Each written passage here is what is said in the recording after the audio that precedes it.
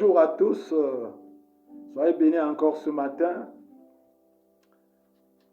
Ça fait un bon bout qu'on ne sait pas, on n'a pas communiqué et tout, mais je rends grâce à Dieu pour tout cela. Et je m'appelle, pour ceux qui ne me connaissent pas encore, je m'appelle Bertrand Gami, enseignant la parole de Dieu. Et ça fait un bon bout, nous avons commencé des enseignements, n'est-ce pas, dans les réseaux sociaux. Nous avons commencé, les enseignements que j'enseigne sont, n'est-ce pas, basés sur la parole de Dieu, sur les principes, n'est-ce pas, de la vie chrétienne, les principes de la parole de Dieu, les principes aussi, n'est-ce pas, que Dieu a établis, n'est-ce pas, qui font, n'est-ce pas, établis, n'est-ce pas, qui régit le monde. Donc, cette parole est basée dessus. Et nous, cette parole est autodénominationnelle, que vous soyez, n'est-ce pas, pentecôtiste, baptiste, évangélique, témoin de Jéhovah, toutes les confessions religieuses, n'est-ce pas, qui sont chrétiennes, sont, n'est-ce pas, les bienvenus. Et même ceux qui sont musulmans, même qui ne sont pas chrétiens, sont aussi, parce que les principes regardent tout le monde, tous les hommes sur la terre sont liés, n'est-ce pas, à ce principe. Donc, tu es le bienvenu, que Dieu nous bénisse encore ce matin, nous donne cette opportunité, n'est-ce pas, de commencer, n'est-ce pas, ces enseignements. Et pour ça, je voulais d'abord bénir le Seigneur ce matin, prier ce matin pour nous.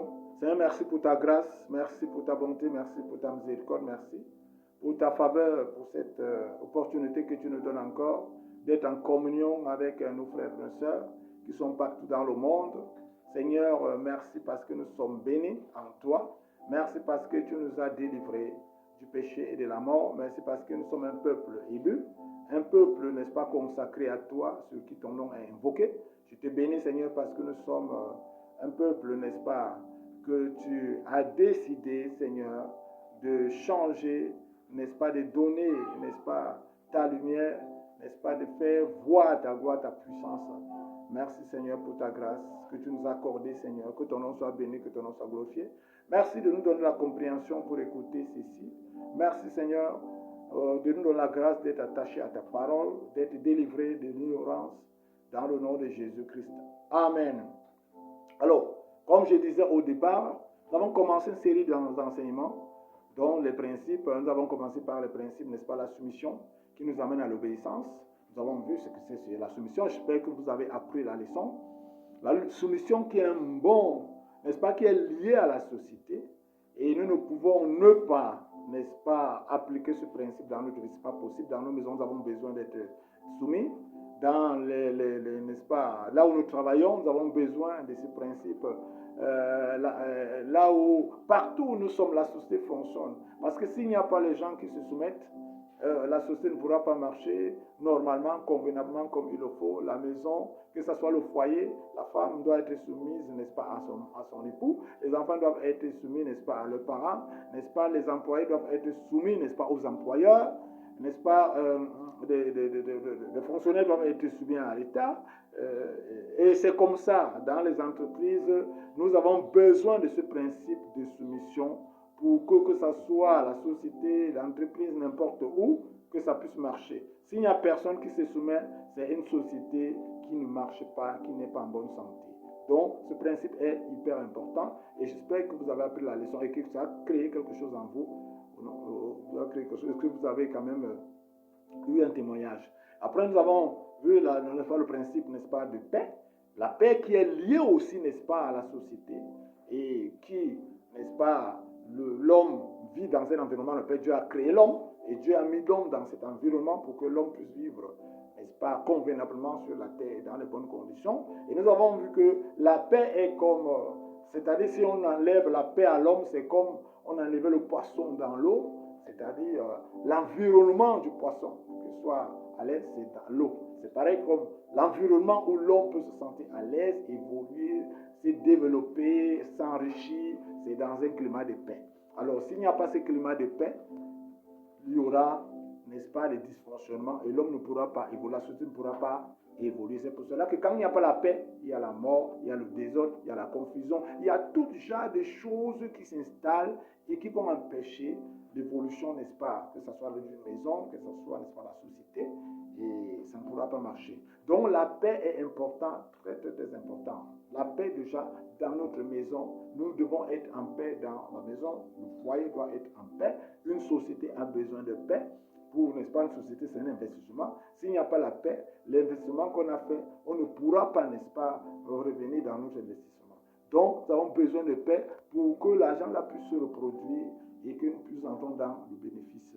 Et s'il n'y a pas la paix, ça, ce n'est pas possible. Donc, c'est très important de comprendre toutes ces valeurs. Et après, nous avons appris ce que c'est l'autorité. L'autorité, c'est Dieu qui a établi l'autorité. La Bible dit que toute autorité vient de Dieu. C'est-à-dire que même quand vous regardez le ciel, Dieu est là.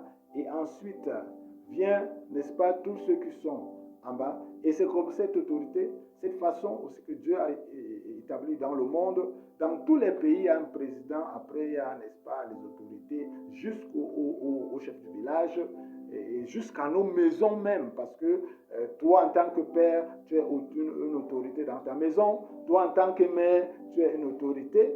Donc, que toi, en tant que directeur, tu as une autorité. Toi, en tant que colonel, commissaire, tu as une autorité. Toi, en tant que chef du quartier, chef du village, tu as une autorité. Donc, l'autorité est établie. Et c'est comme ça que la société fonctionne. Sans autorité, il y aura le désordre, il n'y aura pas d'encadrement, il n'y aura pas d'une direction. Les autorités ont une mission là. Ils travaillent, et la Bible nous interpelle qu'ils travaillent pour Dieu. Donc, c'est très important pour nous de le savoir, de comprendre la valeur là. C'est-à-dire quand vous trouvez un policier en route et qui vous interpelle, c'est une autorité. Même s'il n'a pas de grade, à cause de sa tenue, vous devez vous arrêter, vous devez écouter et vous devez obéir. Parce que c'est une autorité. Et c'est comme ça que ça fonctionne. Vous ne devez pas le mépriser, vous ne devez pas commencer à vous comporter comme si, parce que vous êtes peut-être, parce que vous avez l'argent, ou vous avez je ne sais pas quoi, vous commencez, parce que lui n'est pas gradé, vous commencez à vous comporter comme vous le méprisez, alors que c'est une autorité. Il vous interpelle au nom de l'État, parce qu'il a été établi comme autorité. Vous devez vous arrêter, nous devons nous arrêter pour écouter et suivre l'ordre qu'il donne, même s'il n'est pas gradé, parce que c'est une autorité. Et c'est comme ça que ça fonctionne. Donc, tous ceux qui vont contre l'autorité que Dieu a établie vont contre Dieu. Vont contre Dieu parce que c'est Dieu qui a institué l'autorité. Et c'est comme ça. Donc, et c'est l'ordre là que Dieu a établi. Et après, nous allons voir sur le temps. Nous allons que le temps, c'est Dieu qui a créé le temps. Et dans le temps, Dieu a créé le temps.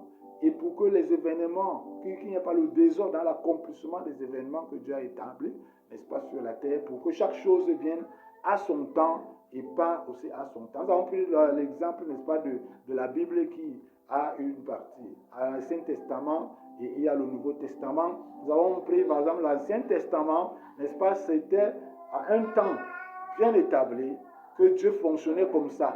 Donc, il y avait la loi, l'ancienne loi, l'ancienne loi, et c'est comme ça qu'on fonctionnait. Et quand ce temps-là a été révolu, Dieu donc a mis fin à l'Ancien Testament et il a amené le Nouveau Testament. C'est-à-dire a mis fin à l'Ancienne Alliance et a établi une nouvelle alliance. Donc tout a changé. Donc le système a changé. Même le mode de fonctionnement a changé. Donc c'est là que le temps, donc, maintenant à ce temps-ci, nous sommes dans l'ère du Nouveau Testament. Et nous ne pouvons pas décider maintenant de commencer ou bien de continuer à pratiquer ou à faire les choses comme dans l'Ancienne Alliance, comme dans l'Ancien Testament, c'est que nous sommes hors sujet. Donc, Dieu n'est plus dans l'Ancienne Alliance. Dieu est dans la Nouvelle Alliance. La Nouvelle Alliance a été déjà accomplie, est déjà en mouvement. Jésus l'a activé. Il est venu pour activer. Il a activé, n'est-ce pas, la Nouvelle Alliance. Et nous vivons dans l'ère de la Nouvelle Alliance. Donc, c'est l'époque, c'est le temps de la Nouvelle Alliance. Donc, ça, c'est les choses que nous devons comprendre comment ça fonctionne. Comme la Bible dit dans Jean 8,32, vous connaissez la vérité et la vérité vous rendra libre. Parce que c'est la vérité qui nous rend libres. Ça nous donne la conscience, la réalité des choses. Et ça nous permet de nous recaler. Ça nous permet de bien nous positionner. Parce que Dieu ne fonctionne pas dans le faux. Dieu fonctionne seulement dans la vérité. Et si nous ne sommes pas dans la vérité, nous ne pouvons pas faire marche avec lui. nous ne pouvons pas avancer avec eux parce que nous ne sommes pas dans la vérité. Donc, nous devons découvrir la vérité. Et quand nous découvrons la vérité nous centralise, nous oriente. La vérité a pour mission de nous donner une direction. La vérité a pour mission de nous donner, n'est-ce pas, de nous montrer le chemin. Parce que la vérité, c'est la lumière. La lumière, quand tu connais la vérité, tu es éclairé. Quand tu connais la vérité, tu as la compréhension. Et cela t'aide à pouvoir, n'est-ce pas, prendre une direction, n'est-ce pas, où tu ne vas pas te tromper, une direction sûre. Parce que la vérité, c'est l'assurance. La vérité, c'est la sécurité. Quand on connaît la vérité, on est dans l'assurance et on est dans la sécurité. Vous êtes sûr que non, vous allez arriver à bon port. Donc, les principes là sont très importants. Et comme je vous ai dit au départ, les principes-ci, pourquoi je les enseigne? Parce que, au fait, la vie chrétienne vient se poser sur les principes. Parce que quand Dieu a créé le monde en mettant les principes. Maintenant, donc, tous les principes, que ce soit, n'est-ce pas, le mode de fonctionnement du monde entier, que ce soit, n'est-ce pas, de la vie chrétienne, les principes sont liés à la vie chrétienne, que ce soit, n'est-ce pas, les principes sont liés à la vie de la société, tous ces principes que Dieu a mis en place pour faire fonctionner le monde vont dans la même direction. Mais maintenant, donc, y compris la vie chrétienne, c'est-à-dire qui est la vie de Christ. La vie chrétienne, c'est la vie de Christ. C'est-à-dire, ça va dans la même direction des principes que Dieu a établis. Mais le problème que l'homme a eu, c'est que l'homme a essayé de fonctionner dans le sens contraire des principes que Dieu a établis. Et c'est ça qu'on appelle le péché. C'est-à-dire aller dans le sens contraire de ce que Dieu a prévu, de ce que Dieu a établi. C'est ça qu'on appelle le péché. Et c'est ça que l'homme a fait. Et l'homme est allé dans le sens contraire. Et ça a coûté à l'homme sa vie. Et c'est ça le péché. Ça a coûté à l'homme sa vie. Adam a perdu sa vie. Et aujourd'hui, nous avons hérité, n'est-ce pas, ce péché-là. Et nous souffrons encore, n'est-ce pas, mais Jésus, par la gloire de Dieu, le Seigneur Jésus, nous a délivrés. Mais ceux qui sont encore dans le monde sont encore dans cet état. Et aujourd'hui, là, je vous interpelle, frères et sœurs, vous qui êtes encore dans le monde, vous n'avez pas encore reçu le Seigneur Jésus dans vos vies, venez, c'est le moment où vous devez le recevoir pour sortir de cet état, parce que Dieu a déjà prévu. Donc, pour vous dire que quoi, les principes là vont dans le même sens, et c'est ça. Donc le péché c'est d'aller dans le sens contraire de la parole de Dieu. Ce que je veux que tu retiennes, c'est ça le péché. Aller dans le sens contraire des principes que Dieu a établis. C'est ça le péché. C'est vrai que je pourrais donner plusieurs définitions du péché par la grâce de Dieu. Il va nous donner le temps. Alors, donc, et le temps en même temps marque les époques. Le temps est là pour canaliser tout ce que Dieu veut accomplir, les choses sur la terre, et que ces choses-là ne viennent pas dans la confusion, et que chaque chose vient à son temps et part à son temps. Et c'est comme ça. Et ça marque en même temps les époques. Donc, nous devons comprendre ces choses, toutes ces valeurs-là, et nous devons, n'est-ce pas, les épouser. Parce qu'aujourd'hui, le véritable problème que nous avons, c'est que je voulais vous dire, c'est très important. C'est quoi? C'est que, quel est le lien qu'il y a entre la parole de Dieu et l'homme? Je vais un peu vous expliquer. La parole de Dieu, l'image que je voudrais vous présenter pour vous faire comprendre ce lien, c'est un mariage. C'est-à-dire que dans un mariage, il y a un époux et il y a une épouse. Le mariage est composé ici de deux personnes. C'est-à-dire qu'il y a l'homme et il y a la femme. Et ce sont les deux qui décident de s'unir, de se marier et de faire leur vie ensemble. Et c'est comme ça. Et c'est ça le mariage. C'est l'image là que je vous montre. C'est la même chose. La parole de Dieu représente, devant nous, donc, il y a la parole de Dieu et il y a nous. Alors, la parole de Dieu représente Dieu. Dieu, c'est sa parole. Donc, c'est lui qui est comme l'époux. Bon, nous sommes comme l'épouse. C'est pour cela qu'on dit le chrétien, l'Église, c'est l'épouse de Christ. Pourquoi? Parce que l'Église prend la place d'une épouse face à Dieu. Que tu sois homme, que tu sois femme, nous sommes une épouse. Regardez, quand tu es déjà né de nouveau, tu as expérimenté la nouvelle naissance, tu es né, n'est-ce pas, dans la famille de Dieu. Automatiquement, tu fais partie de l'Église. Et quand tu fais partie de l'Église, tu fais partie du corps de Christ. Le corps de Christ est d'abord spirituel. Alors, maintenant, quand tu fais partie de ce corps de Christ-là, c'est une épouse. Cette épouse-là, elle a pour servir son époux. Comme la femme sert son mari dans le foyer. Donc, nous, que nous soyons hommes, surtout les hommes, je voudrais faire comprendre ça. L'église ici, c'est une épouse. Donc, et être une épouse, c'est un état d'esprit. C'est-à-dire, comme je suis un homme, mais dans mon état d'esprit, je ne suis pas homme dans mon état d'esprit, mais je suis une épouse face à Christ. Je suis une épouse face à Christ. C'est-à-dire que de la même façon, une épouse va se comporter devant son mari. C'est comme ça que moi aussi, je me comporte devant Christ. Comme une épouse. Quand je me présente devant lui, je suis dans cet état d'esprit d'une épouse. Et non dans cet état d'esprit d'un homme. Et c'est ça le véritable problème parfois des serviteurs de Dieu. Parce que nous devons entrer à cet endroit. Si nous ne sommes pas dans cet état d'esprit d'une épouse face à Christ, nous sommes disqualifiés. Nous sommes disqualifiés. C'est très important. Donc, ce lien, et c'est comme ça. Ça fait quoi? Ça fait que quand la parole de Dieu sort, moi qui suis dans cet état d'esprit d'une épouse, j'écoute la parole comme si c'est mon époux qui est en train de me parler. Hein? Comme un homme qui parle à sa femme, une femme à sa femme qui est soumise, elle écoute attentivement et elle accepte, elle adhère ce que dit son mari. C'est comme ça que moi également, nous devons être dans cet état d'esprit d'une épouse soumise qui, n'est-ce pas, écoute ce que son mari dit et adhère. Alors, je vais encore reformer la phrase. Ça veut dire que quoi? Ça veut dire que je dois épouser, comme c'est la parole de Dieu.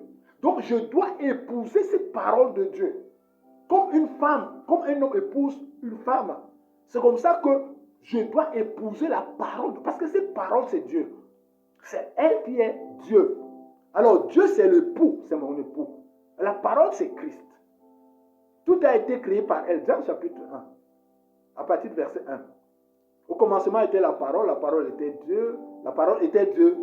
Donc, et c'est lui la parole, c'est Christ qui est la parole. Donc, quand j'écoute la parole, c'est Christ que je suis en train d'écouter. Et c'est lui que je dois accepter. C'est-à-dire, si je n'écoute pas, ça veut dire que je n'accorde pas mon attention à mon époux. Alors, si je dois écouter, je dois accorder toute mon attention à mon époux, pour écouter ce qu'il me dit. Et non seulement je dois écouter, parce que je ne dois pas me limiter à écouter. Je dois écouter et en même temps, je dois épouser ce que la parole a dit. Ça veut dire que quoi? Je dois adhérer à la parole. Et c'est ça qui me transforme à l'intérieur. Parce que si je ne pousse pas, vous savez très bien, si l'homme et la femme ne se mettent pas ensemble, ils ne pourront pas, la femme ne va pas concevoir. Pour que la femme conçoive, il faut que l'homme et la femme se mettent ensemble. Et c'est la même chose. Si je ne pousse pas la parole de Dieu, il n'y aura pas une naissance à moi. Il n'y aura pas, la parole là ne pourra pas créer ce qu'elle doit créer. Parce que pour que la parole là puisse avoir effet dans ma vie, dans ta vie, il faut qu'il y ait fusion. La fusion, c'est-à-dire la parole vient et trouve la foi. c'est-à-dire la confiance que je fais à la parole que je suis en train d'écouter. Et quand je fais confiance, c'est ça qui crée donc la fusion entre la parole que j'écoute et ma foi donne naissance à la vie. Donne naissance à l'accomplissement de ce que cette parole annonce dans ma vie. Et c'est ça, bravo. Et c'est ça la chose, c'est ça la technique, le mécanisme qui se passe quand la parole est écoutée. Et c'est ça le mécanisme. Toi, en tant qu'un homme, toi, en tant que chrétien, toi, en tant que chrétienne, tu dois, nous tous, nous sommes, n'est-ce pas, nous devons écouter la parole avec beaucoup d'attention. C'est-à-dire que nous devons accorder l'attention à la parole de Dieu pour que cette parole-là fusionne avec notre foi. Et quand elle a fusionné avec notre foi, c'est ça qui donne naissance à l'accomplissement de ce que la parole annonce dans notre vie. Si c'est quelque chose que nous attendons, c'est là que la chose va se matérialiser. Et c'est comme ça, le mécanisme. Et c'est ça. Donc, si nous nous limitons à écouter, rien ne va s'accomplir. Parce qu'il y a les gens qui écoutent, mais ils ne font rien. C'est pour cela que je bénis Dieu. Je voudrais donner des enseignements. J'ai trop de choses à dire, beaucoup de choses à dire. Mais, mon problème et mon souci, ce n'est pas de parler. Non. Mon souci, c'est que, est-ce que ce que j'ai dit, on entend? Est-ce que ce que j'ai dit, est-ce qu'on adhère? Est-ce que ce que j'ai dit, est-ce qu'on épouse?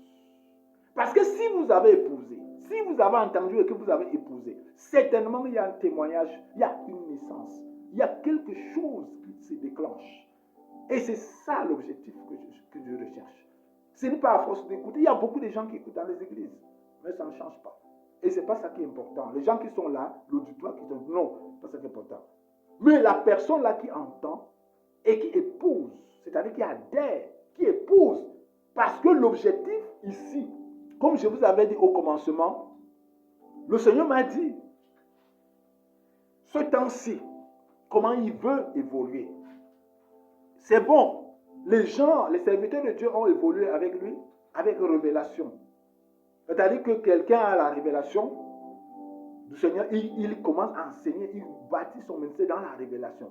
Mais ce serviteur, ou bien ce chrétien, n'a jamais expérimenté le contenu même de la révélation. De quoi il est sujet. Donc il enseigne par révélation. Donc il a une compréhension partielle de la chose. Or aujourd'hui, le Seigneur m'a dit, il veut qu'on évolue un peu plus devant, que nous passons cette étape, rien de révélation. Nous devons ajouter quelque chose de plus à ce que nous avons. C'est-à-dire, tu as la révélation, c'est une bonne chose. Maintenant, donc, ajoute maintenant la révélation, n'est-ce pas, l'expérience. L'expérience, ça veut dire que quoi? Ce que tu as reçu par révélation, il faut maintenant que tu expérimentes la réalité de ce que tu as reçu par révélation. Parce que c'est quand tu as expérimenté ce que tu as reçu par révélation que tu as la pleine compréhension de ce que Dieu dit. Et maintenant, ça fait quoi? Ça fait que tu as la révélation plus l'expérience. Parce que c'est là, c'est ça qui transforme les gens. Parce que dans le principe du mode du fonctionnement de l'homme, l'homme ne peut que donner ce qu'il a.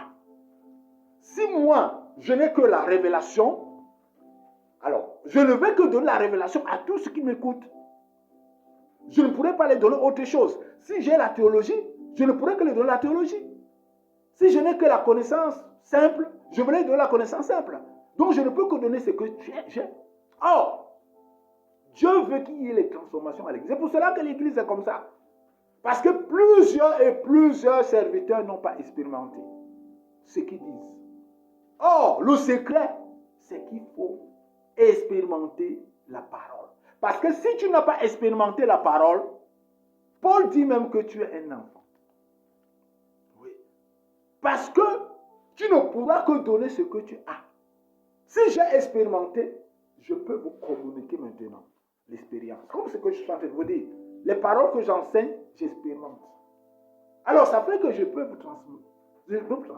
Et c'est quand tu as expérimenté que tu as la pleine compréhension.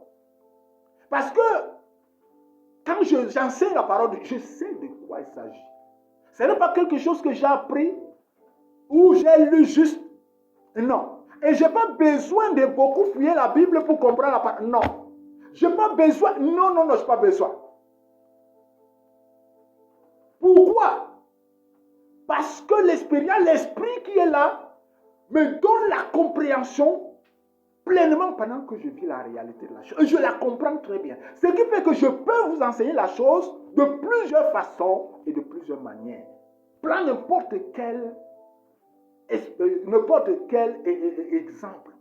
Parce que je sais de quoi je parle. Je peux vous dire la chose dans n'importe quel couloir. À cause de quoi? De l'expérience.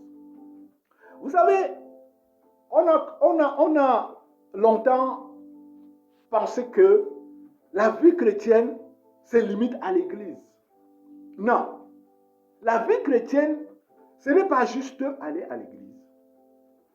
Ce n'est pas porter la Bible. Ce n'est pas mémoriser les versets bibliques. Ce n'est pas chanter à la chorale. Ce n'est pas être pasteur. Ce n'est pas être évêque, archi-évêque et bien d'autres titres qui sont à la mode. Non. La vie chrétienne, mais c'est clair. C'est tellement clair. C'est tellement clair. Vous comprenez? Tellement clair. Si nous partons dans 1 Jean, lisons. Dans 1 Jean, chapitre 5, à partir du verset 11,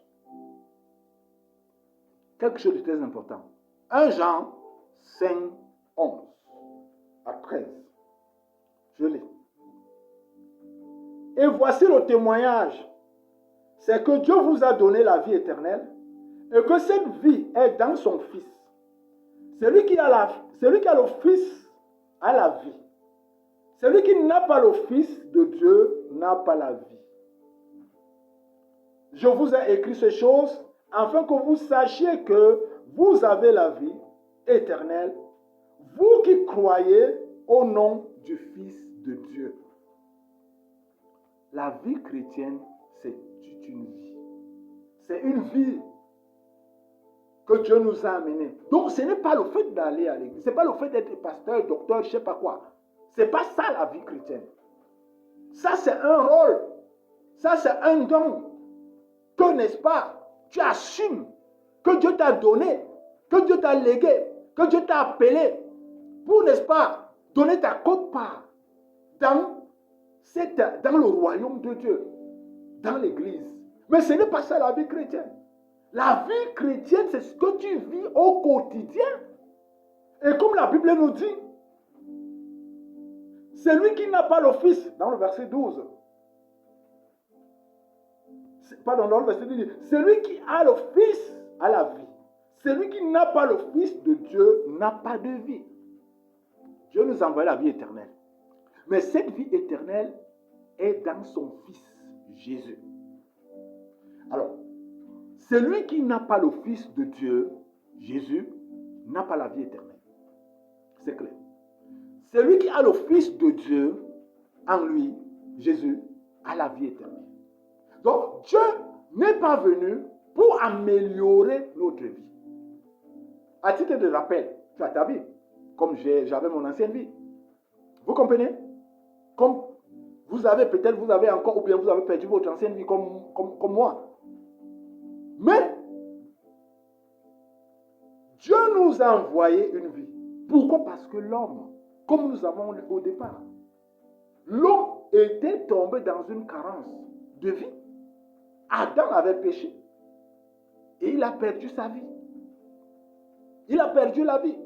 Et c'est la cause, comme nous avons parlé au départ, que le péché, c'est aller dans le sens contraire des principes que Dieu a établis. Et Adam était allé dans le sens contraire et cela a coûté. Cela lui a coûté sa vie. Et nous avons hérité ça. Alors tous nous sommes nés sans vie. Nous sommes nés dans la mort. Dans le péché et dans la mort. Parce que le salaire du péché, c'est la mort. Nous sommes nés dans le péché et dans la mort. Maintenant donc, pour revenir dans la vie, nous avons besoin. Dieu nous a envoyé son Fils. Qui est cette vie? Ce n'est pas que Jésus vient nous donner la vie et lui il part. Non. Comme la plupart des chrétiens croient. Non. Jésus ne vient pas nous donner une vie et il part. Non. Jésus vient vivre sa vie en toi. Jésus vient vivre sa vie en nous. Donc ce n'est pas qu'il vient améliorer ta vie. C'est-à-dire que le chrétien commence à prier, Seigneur, donne-moi le mariage. Seigneur, donne-moi le voyage. Seigneur, donne-moi ceci. Seigneur, donne-moi cela. Seigneur, donne-moi ceci. Seigneur, donne-moi cela. Ça, c'est les fausses choses. C'est qu'on n'a pas compris. Il s'agit d'une vie. De la même manière, notre ancienne vie a tous ses aspects. Le voyage a tous ses aspects. C'est pareil. La vie de Christ a également tous les aspects. C'est une vie. La Bible appelle Christ le second Adam. Le second Adam. C'est-à-dire c'est la seconde vie que Dieu nous envoie qui a tout. Donc tu n'as pas besoin de prendre quelque chose dans l'ancienne vie pour amener dans la nouvelle. Non. Tu n'as non plus besoin de prendre quelque chose dans la nouvelle pour amener dans l'ancienne. Non. La Bible dit que les deux ont les désirs contraires dans ta lettre. Oui, ont les désirs opposés. Tu ne peux pas prendre là-bas, tu ajoutes. Si tu ne peux pas prendre ici, tu ajoutes. Non, ce n'est pas possible. Ou c'est l'un ou c'est l'autre. Nous avons la vie éternelle. Dieu t'a envoyé la vie éternelle. Au fait, ce que je voudrais te dire ce matin, c'est quoi? C'est que la solution à ton problème, c'est Jésus. C'est Jésus qui est la solution à ton problème. C'est Jésus qui est la solution à mon problème. C'est Jésus qui est la solution au problème de l'homme. C'est Jésus. C'est lui qui est la réponse de Dieu pour toi, pour nous tous. Donc, si tu veux avoir n'importe quelle situation que tu vis, c'est Jésus. Je veux qu'à partir de ce matin, que tu commences à le considérer comme un remède. C'est-à-dire que quoi? Comme quand tu pars chez le docteur te fait un diagnostic et te prescrit un remède. C'est comme ça que Dieu, après nous avoir regardés, il nous a prescrit son Fils comme ordonnance. Comme ordonnance. C'est Jésus qui est notre ordonnance. Alors, il devient notre remède que nous devons prendre pour que nous rentrons dans la vie. Et c'est pour cela qu'il dit, c'est lui qui a la vie. Celui qui a le Fils de Dieu, pardon, a la vie éternelle. Mais celui qui n'a pas le Fils de Dieu n'a pas la vie. Donc, le fait de le recevoir, c'est comme quelqu'un qui est malade et qui a pris le comprimé et qui retrouve sa santé. Alors Jésus devient le comprimé de ta vie. Le comprimé de cette maladie. Ta maladie, c'est quoi? Ta maladie, c'est que tu es en carence de vie. Nous avons une seule maladie. Il n'y a qu'une seule. Il n'y a pas deux. Même si les uns ont les boiteuses, sont aveugles, d'autres sont, je ne sais pas quoi, dans le coma, autres. Mais, la seule chose, nous avons une seule maladie. C'est que nous avons été privés de la gloire de Dieu. C'est que tous ont péché, sont privés de la gloire de Dieu. Romains chapitre 3, verset 23. Une seule maladie. C'est une seule maladie. Et c'est cette maladie qui crée d'autres effets. C'est-à-dire l'aveuglement, c'est un effet du péché et de la mort. La myopérie, c'est un effet du péché et de la mort. La confusion, la sorcellerie, la magie, la prostitution, le biassilisme, toutes ces choses-là, ce ne sont que les effets de la maladie, la racine. Dieu a traité la chose au niveau de la racine. Dieu a voulu traiter les choses définitivement. Pour les chrétiens qui disent, donne-moi le mariage, donne-moi ceci. C'est un peu comme si Tu veux enlever un mauvais arbre, je sais pas, dans votre jardin, et vous commencez à accueillir les fruits. Le mariage, c'est un fruit. Les enfants sont les fruits. L'argent, c'est le fruit. Vous comprenez, la prospérité, sont les fruits. Mais l'arbre est là.